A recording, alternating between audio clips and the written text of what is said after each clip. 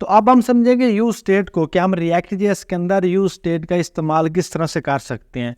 दोस्तों use state हमारे पास एक अलग से पैकेज है रिएक्ट जेएस के अंदर। अब उसको इस्तेमाल करने के लिए पहले हमने उसको इंपोर्ट करना है। इंपोर्ट करने के लिए जस्ट आपने इंपोर्ट लिखना है। इंपोर्ट लिखने के बाद आप यहाँ पे कर्ली ब्रैकेट लगाओ और इसके अंदर आपने यूज स्टेट लिखना है।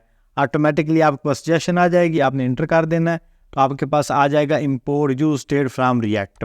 उसके बाद आपने क्या करना है, जो भी आप कंपोनेंट यूज़ कर रहे हो उस कंपोनेंट के अंदर आपने एक कांस्टेंट लेना है।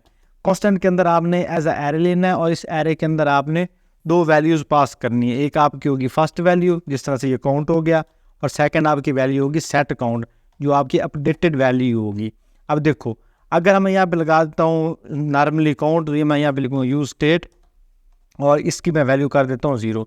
अब जो इसको मैं यहाँ पे वैल्यू प्रोवाइड कर रहा हूँ ना, ये वैल्यू ये काउंट की है, मतलब जो फर्स्ट एलिमेंट यहाँ पे मैं प्रोवाइड कर रहा हूँ काउंट, इसकी जो वैल्यू है, जो स्टार्टिंग वैल्यू है वो यूज स्टेट के अंदर मैंने यहाँ पे प्रोवाइड कर दी है। अब यहाँ पे काउंट की वैल्यू है हमारे पास 0। अब जब भी मैं काउंट का इस्तेमाल करूँगा तो जो वैल्यू मैंने यहाँ पे लगाई है वो वाली वैल्यू हमारे पास प्रिंट होगी। और सेट काउंट वाली वैल्यू वो वाली वैल्यू है जब मैं इस वैल्यू को अपडेट करवाना चाहूँगा किसी भी इवेंट के ऊपर, देन हमारे पास इसके अंदर वैल्यू चेंज हो सकती है, ऐड हो सकती है, माइनस हो सकती है, या मुस्तकिल जो वैल्यू मौजूद है उसी को हम अपडेट करवा सकते हैं। तो अब उसको हम किस तरह से करते हैं, अब सबसे पहले हम इसकी जो स्टार्टिंग वैल्यू उसको प्रिंट करवाते हैं। इसके लिए मैं यहाँ पे सिंपली एक पी का टैग लूँगा। पी टैग के अंदर मैं यहाँ पे काउंट एक टेक्स्ट लिख देता हूँ और फिर यहाँ पे कर्ली ब्रैकेट्स लगा के और इस काउंट को हम लिख देंगे। यहाँ पे कर्ली ब्रैकेट्स को क्लोज करा, अब सेव करेंगे, मेरे पास आ गया काउंट 0। अब जैसे अगर मैं यहाँ पे इसका काउंट कर देता हूँ 1, मेरे पास यहाँ पे आ जाएगा 1। ठीक हो गया। अब इस तरह से आप एक वैल्यू को स्टोर करवा के शो करवा सकते हो। अब इसके अंदर आप कुछ भी स्टोर करवा सकते हो, कोई वैल्यू स्टोर करवा सकते हो। इवन आप इसके अंदर आप एक कंप्लीट जो आपके पास एपीआई का डाटा होता है वो भी आप इसके अंदर स्टोर करवा सकते हो। और यही वाली जो चीज़ है वही इस्तेमाल होती है, चाहे आप एपीआई का डाटा स्टोर करवा रहे हो, चाहे आप कोई कस्टम डाटाबेस का जो डाटा है वो यहाँ पे शो करवा रहे हो या स्टोर करवा रहे हो। अब हमने क्या करना है, अब हम एक क्लिक वाला बटन बनाएंगे जिसके ऊपर हम क्लिक करेंगे और ये वाली काउंटिंग हमारे पास बढ़ेगी। उसके लिए यहाँ पे मैं एक बटन का टैग लूँगा, बटन का टैग लिया और बटन के अंदर मैं कर देता हूँ इंक्रीमेंट। और यहाँ पे मैं इसके अंदर मैं ऑन क्लिक एक इवेंट लगा देता हूँ, ऑन क्लिक। और क्लिक के अंदर मैं सिंपल एक फंक्शन पास करता हूँ। यहाँ पे फंक्शन पास करो और फंक्शन के ऊपर मैं कर दूंगा सेट काउंट, कि जब भी इसके ऊपर क्लिक किया जाए तो सेट काउंट की वैल्यू जो है वो कितनी हो जाए। मैं इसको कहूँगा काउंट के जितने भी इस वक्त काउंट की एग्जैक्ट वैल्यू है उसमें से एक को प्लस कर दो। अब सेव करो और अगर मैं इसके ऊपर क्लिक करूँगा तो मेरे पास ऊपर वैल्यू जो है वो इंक्रीज़ हो रही है। और इसी बटन को अगर मैं कॉपी करके नीचे पेस्ट कर दूँगा यहाँ पे, और यहाँ पे मैं पेस्ट कर देता हूँ और यहाँ मैं कर देता हूँ डिक्रीमेंट, मतलब इसमें से एक माइनस करो और यहाँ पे मैं कर दूँगा माइनस। सेव करेंगे। अगर आप मैं इसको करूँगा, अगर मैं माइनस करूँगा मतलब डिक्रीमेंट के ऊपर क्लिक करूँगा तो मेरे पास इसकी वैल्यू माइनस हो जाएगी, और अगर इंक्रीमेंट के ऊपर क्लिक करूँगा तो मेरे पास वैल्यू इसके अंदर ऐड होती जाएगी। तो इस तरह से बहुत ही सिंपल वे में आप यूज स्टेट का इस्तेमाल करके आप जो वैल्यूज़ हैं उनको अपडेट करवा सकते हो। अब इसके अंदर आपके पास और भी बहुत सारी फंक्शनैलिटीज़ हैं जो आप यूज़ करवा सकते हो। मतलब आप इसके अंदर जो इसकी प्रीवियस वैल्यू है उसमें से कोई किसी चीज़ को काउंट करवा सकते हो। जिस तरह से अगर मैं ये जो इसका सेट काउंट है इसमें जो ये डिक्रीमेंट है इसको उड़ा देता हूँ और इंक्रीमेंट के अंदर ही जहाँ पे मेरा यूज़ सेट काउंट लिखा हुआ है ना, इसको मैं यहाँ पे यूज़ कर लेता हूँ। यहाँ पे क्या है, प्रीवियस काउंट, प्रीवियस काउंट, ये एक मेरे पास वेरिएबल है, मैं इसको लगा देता हूँ। और यहाँ पे अब मैं क्या करता हूँ, यहाँ पे प्रीवियस काउंट लेता हूँ और इसमें से मैं एक को ऐड करवा देता हूँ। अब सेव करते हैं। अब देखो ठीक हो गया। अब अगर इसके अंदर मैं ऐड करता जाऊँगा तो मेरे पास वैल्यू चेंज होगी। अब वो किस तरह से, अब ये जो स्टैट अकाउंट है, ये जो आपका प्री अकाउंट है, ये आपका एक फंक्शन के अंदर जिस तरह से पैरामीटर है सेम उस पैरामीटर की तरह वर्क कर रहा है।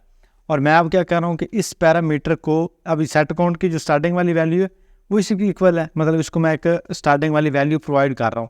अगर मैं इसको कोई भी कस्टम वैल्यू लगा देता हूँ ना, मिसाल के तौर पर मैं लगा देता हूँ इसको ये वाली जगह 6.5 लगा देता हूँ और सेव करके अगर मैं इसको यहाँ पे करता हूँ रीलोड करा तो इसकी वैल्यू मेरे पास कितनी होगी 6.5। अब क्लिक करूँगा तो मेरे पास ये वैल्यू इतनी ही रहेगी। मतलब इसकी जो स्टार्टिंग वाली वैल्यू है ये जस्ट उसने उस वैल्यू को अपडेट करना है। अगर मैं यहाँ पे काउंट लगा दूंगा तब भी उसी तरह से करेगा, और अगर मैं इसको यहाँ पे प्री काउंट लगा दूंगा, मतलब इसकी प्रीवियस वैल्यू वो लगा दूंगा, तो ऑटोमेटिकली उसको कैच कर लेगा कि इसकी प्रीवियस वैल्यू क्या है। अब इसके अंदर माइनस लगाओ, प्लस लगाओ, जो चीज़ आप लगाना चाहो आप लगा सकते हो। आई होप आपको यूज स्टेट का पता चला होगा कि यूज स्टेट के अंदर हम क्या चीज़ इस्तेमाल करते हैं। यूज स्टेट का बेसिक मकसद हमारे पास ये होता है कि हमारे पास जो डाटा है हमने उसको अपडेट करवाना होता है। कुछ भी हो सकता है, आप इस इवन आपकी नेविगेशन बार हो सकती है, मतलब आप जिस तरह से क्लिक इवेंट लगा के ना टॉगल एक्शन लगाते हो, उसके लिए भी आप इसको इस्तेमाल कर सकते हो। आप इवन यूज स्टेट का इस्तेमाल करते ही डाटा को मतलब अपडेट करवाने के लिए टॉगल एक्शन के लिए भी आप यूज़ कर सकते हो। और अगर किसी चीज़ में वैल्यू को ऐड करवाना है या माइनस करवाना है, आप उस मकसद के लिए भी आप इसको यूज़ कर सकते हो। अगर आप एक ऑटोमेटिकली टेबल जनरेट करवाना चाहते हो कंप्लीट HTML का कोड, तो उसके लिए भी आप यूज स्टेट का इस्तेमाल कर सकते हो। अब यूज स्टेट को आपने अच्छे से समझना है, जस्ट इस एग्जांपल को आपने 2-3 दफ़ा बना लेना है, तो आपका काफ़ी कंसेप्ट जो है ना वो पक्का हो जाएगा। और इसका इस्तेमाल आपके लिए बहुत ज़्यादा ज़रूरी है, क्योंकि आगे चल के आपने जितने भी प्रोजेक्ट्स करने हैं, मेरे साथ करेंगे या खुद से बनाएंगे, उनके अंदर आपका यूज स्टेट इस्तेमाल होना ही होना है। तो इसलिए आपने इसके ऊपर बड़े अच्छे से मेहनत करनी है। आई होप आपको प्रॉप्स और स्टेट दोनों की समझ आ गई होगी। अब हम देखेंगे कि प्रॉप्स और स्टेट को कंपैरिजन हम किस तरह से कर सकते हैं, और कंपैरिजन के अंदर इनके अंदर क्या फ़र्क है। कंपैरिजन आपको स्क्रीन पे नज़र आ रहा है। जो पहला डिफरेंस है वो हमारे पास है passed from parent to child. जो प्रॉपर्टीज़ होती हैं वो हमारे पास पेरेंट से चाइल्ड की तरफ ट्रांसफ़र होती हैं। जिस तरह से कहते हैं ना ये तो अपने प्योर वर्ग है, सेम उसी तरह से जो प्रॉपर्टीज़ है, जो खसूसियात है, वो पेरेंट की तरफ से आती है। जिस तरह से अगर मेरे बाल साइडों से कम है, ये क्या है, विरासती है कि पेरेंट के थ्रू या आपके जो अब्बा व अजदाद हैं उनके थ्रू आपको ये खसूसियत ट्रांसफ़र हुई, और आपके जो ये बाल है वो कम हो गए, आपके भी होंगे, इस तरह से मेरे कम हुए हैं, तो ये क्या होगा, ये प्रॉपर्टी होगी। ये आता है हमारे पास प्रॉप्स के अंदर। लेकिन स्टेट के अंदर क्या है, स्टेट के अंदर manage locally with in the component. अगर कोई बंदा खुद से ही गंजा करवा लेता है तो वो हम उसके पेरेंट्स पे तो नहीं डाल सकते, तो ये काम है स्टेट का। स्टेट का जो डाटा है वो हम लोकली यूज़ करते हैं, लोकली हम उसको अपडेट करवा सकते हैं। सेकंड डिफरेंस हमारे पास है immutable, can not be changed. जो प्रॉप्स हैं वो इम्यूटेबल होते हैं, उनको हम चेंज नहीं कर सकते, वो म्यूट ही हैं, मतलब उनका डाटा हम अपडेट नहीं करवा सकते। लेकिन स्टेट के अंदर क्या है, म्यूटेबल, कैन बी अपडेटेड, मतलब स्टेट का जो डाटा है इसको हम अपडेट कर सकते हैं। जिस तरह से मैंने आपको दिखाया तो काउंटर हम लगाते थे 1 2 3, हमारी काउंटिंग जो है वो चल रही थी, तो वो क्या था, हमारे पास एक स्टेट था जिसके अंदर हम कंटेंट को म्यूटेबल बना रहे थे, उसको हम चेंज करवा सकते थे। तीसरा डिफरेंस हमारे पास है यूज फॉर स्टैटिक और पेरेंट ड्राइव डाटा। जो प्रॉपर्टीज़ हैं वो हमारे पास स्टैटिक डाटा और या पेरेंट ड्राइव, जो परमानेंट डाटा पक्का डाटा या उसके लिए इस्तेमाल होगा या वो वाला डाटा इस्तेमाल होगा जो उसके पेरेंट्स से आ रहा है। लेकिन स्टेट के अंदर क्या डिफरेंस है, use for dynamic data that can change over the time. State के अंदर जो डाटा है वो हम चेंज कर सकते हैं ओवर द टाइम जब हमारा दिल करे, और वो डायनामिक डाटा। तो ये था हमारा कंपैरिजन प्रॉप्स एंड स्टेट के दरमियान। अब आपको प्रॉप्स इस्तेमाल करनी चाहिए या स्टेट इस्तेमाल करना चाहिए, वो आपके ऊपर डिपेंड करता है। लेकिन मैं आपको रिकमेंड करूँगा कि आप दोनों का इस्तेमाल करो, दोनों वक्तन ज़रूरी होती है और आपने दोनों का इस्तेमाल करना ही है। जस्ट आपको पता होना चाहिए कि स्टेट के अंदर हम क्या कर सकते हैं और प्रॉप्स के अंदर क्या कर सकते हैं। आई होप आपको वीडियो अच्छी लगी होगी और बहुत कुछ सीखने को मिला होगा।